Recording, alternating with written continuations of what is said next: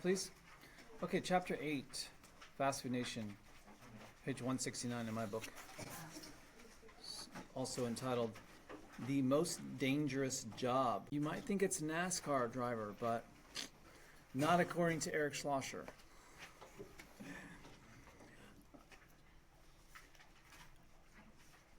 Talks about chainmail. You need to know what chainmail is. I think I put that on the test. Basically, they have to wear like 8 pounds of steel to protect themselves from cuts. Okay, if you are working on the line at a slaughterhouse, you might accidentally cut yourself or the guy or the gal next to you.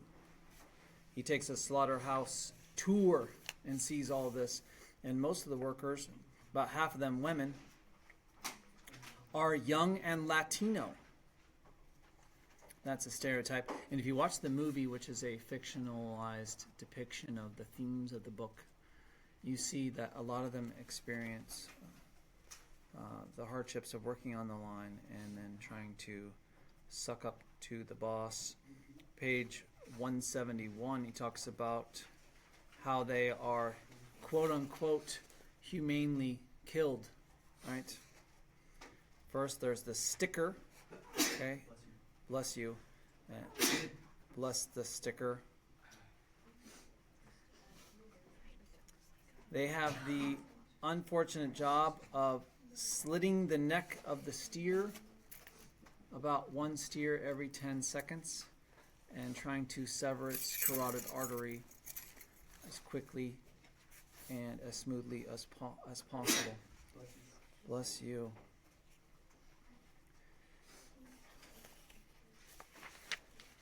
Let's go forward to 172.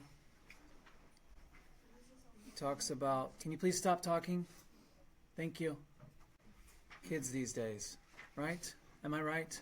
Yeah. 172, he says, the path has hairpin turns that prevent the cattle from seeing what's in store and keep them relaxed. So they're like meandering into it's like us, when the bell rings, we just like, oh, go to the next class. The cattle are just like, oh, I'm just going to go into this building and follow my friends. Little do they know that it's their last trip. And through the light, or through the little window, this is on 172, uses this image. Through the little window, you can see bright red carcasses on hooks going round and round. Meat packing is now the most dangerous job in the United States. Apparently it's not NASCAR racing or being a quarterback in the NFL. And he talks about the lacerations. Okay, lacerations are a big problem. It gets to the point where they really want sharp knives, to the point where they're going to go home at night, take their knives with them, and while they're watching TV or doing whatever, sharpen their knives so the next day it makes their job easier. The IBP revolution is an important element in this chapter. On 173 at the bottom, he talks about that. The old meat packing plants in Chicago slaughtered about 50 cattle an hour.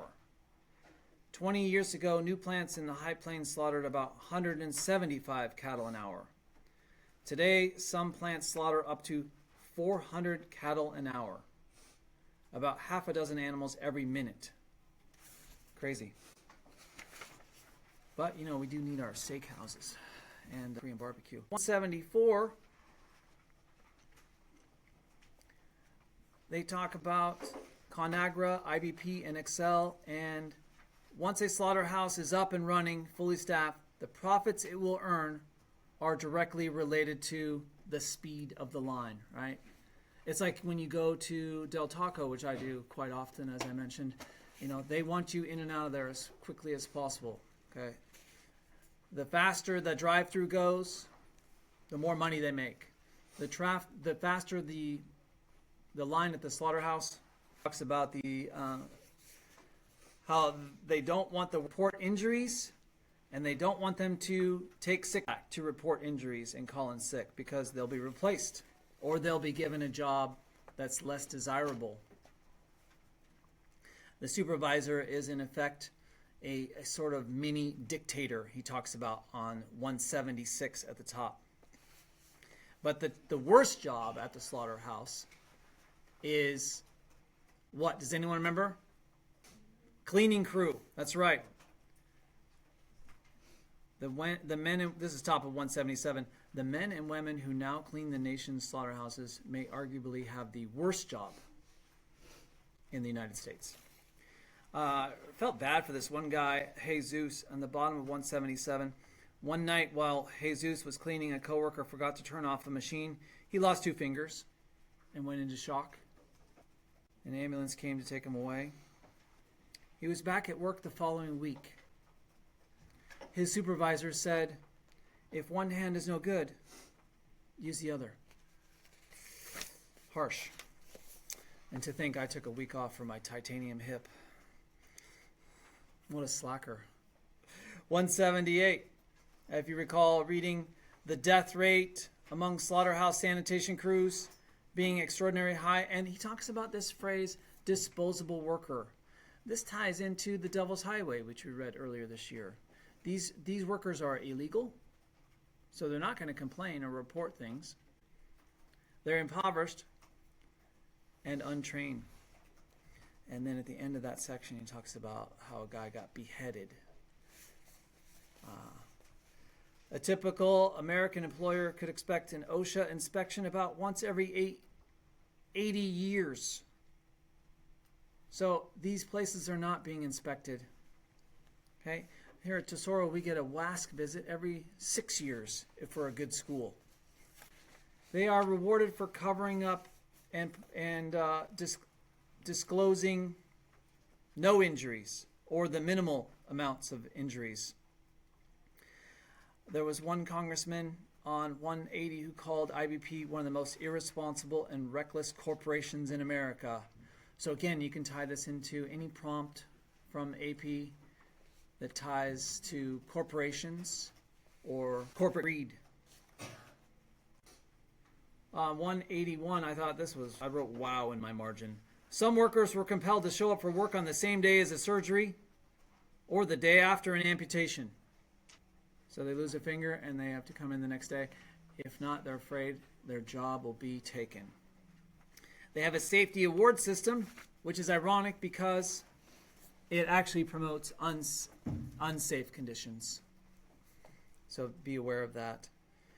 And he uses the Palestine plant as an archetype on 182. He says this Palestine plant in Texas found a number of serious violations and imposed a fine of $35,125. So they get a slap on the wrist. And less than a week after this fine, a worker named Clarence Dupree lost an arm in a bone-crushing machine. Again, the most dangerous job in America. Let's fast forward again. I know you all read this. Do you remember the price of an arm? Anybody? The price of an arm? $36,000. Good job. That's important. Make sure you know that for the test. And he talks about Kenny on 186. Poor Kenny. Kenny is used as an illustration of the evils of the meatpacking industry. Worked there as a Montford employee for 16 years. Broke his leg. He was overexposed to chlorine.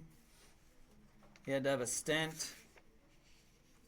In the end, while he's recuperating, he's fired. Kenny, sadly, is a disposable worker.